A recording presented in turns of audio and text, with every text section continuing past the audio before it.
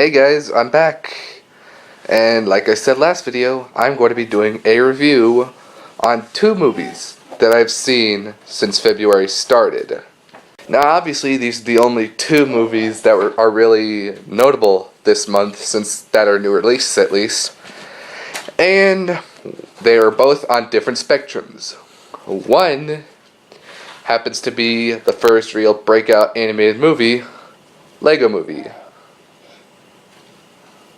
And the other, Pompeii.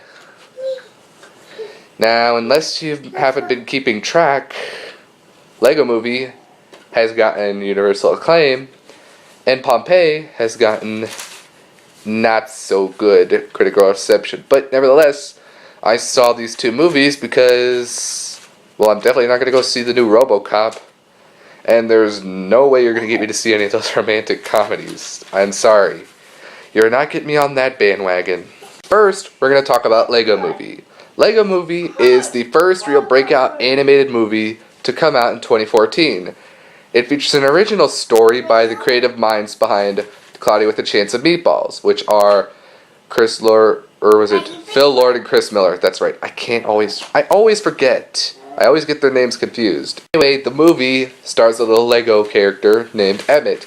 He's ordinary, there's nothing special about him, until he falls in a hole and discovers the piece of resistance, which is the legendary piece that's supposed to save the Lego world from the Kraggle.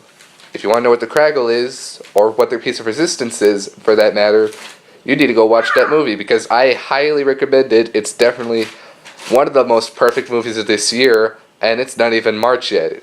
Movies like Peabody and Sherman and Need for Speed, or even Spider-Man and stuff like that, hasn't even come out yet, and I'm calling it one of the most perfect movies of this year. The characters were well developed, the voice acting was good, the music was spectacular, and the main theme is catchy. Everything is awesome. Sorry about that. It's really that addictive. Anyways, I would give the Lego Movie a 10 out of 10 using my new system rating out of 10, which means I think that it is perfect. Perfect animated movie probably since Toy Story 3.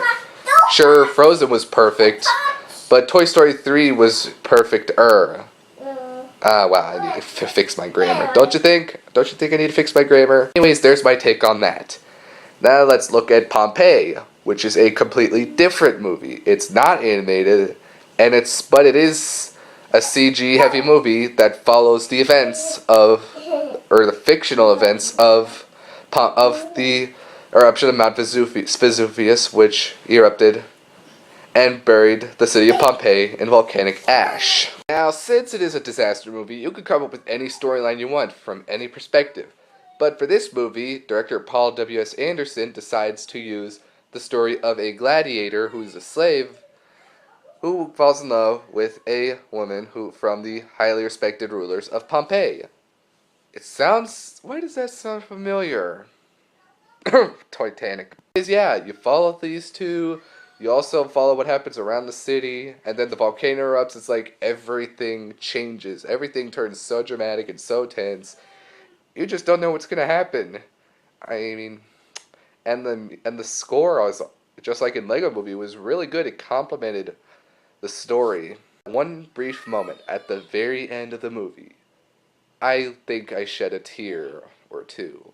It was, I don't know, definitely a better ending than I thought it was gonna be. If it made me shed a tear or two. Last time it did that was the first time I saw Toy Story 3.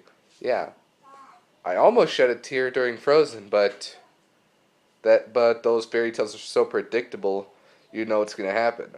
Pompeii is about an event that happened in 79 AD. For some reason, the way they set up the ending, no real spoilers, it really makes you think that people are going to escape, but they don't. And it just really got to me, because I thought for sure they were gonna make it out. Again, no spoilers. I'm not gonna spoil this. Those who think I'm spoiling the movie, I'm not spoiling. It was a really good movie. It's not perfect, it's not terrible, but it's good enough. I would give it a Well, on Flickster I gave it a 4 out of 5, so I would give it a 8 out of 10. Now, I know people are going to be mad at me because they think that Pompeii sucks. It does not suck. People are just underestimating it. That's it. Those are the 2 movies I wanted to review with you guys. If you have any disagreements or any agreements or your overall experience with these movies, let me know in the comments. I want to see what you guys thought about it. See if we can't start a flame war or 2. Just kidding. But anyway, that's it, you guys.